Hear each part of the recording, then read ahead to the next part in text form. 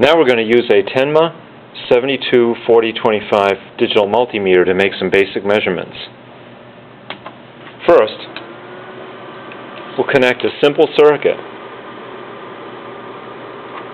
I'm connecting the light bulb between the positive and negative terminals of one of our adjustable power supplies.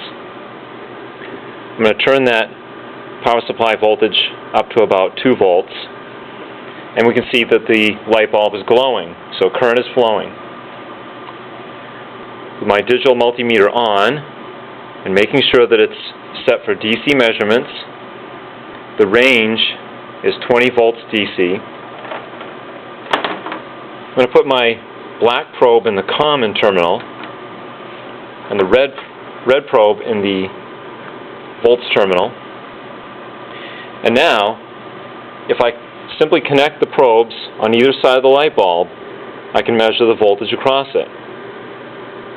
1.77 volts. It's a little bit less than the voltage put out by the power supply because of small drops in the wires in this case. If I want to measure the current,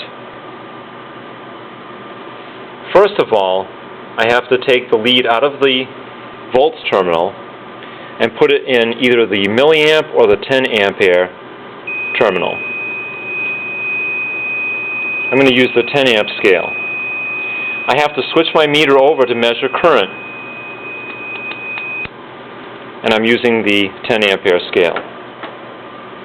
Finally, I have to break the circuit and insert the meter to make the current flow through the meter.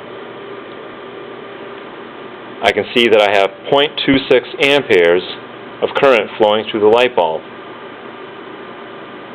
Notice that current does not flow if I disconnect the meter.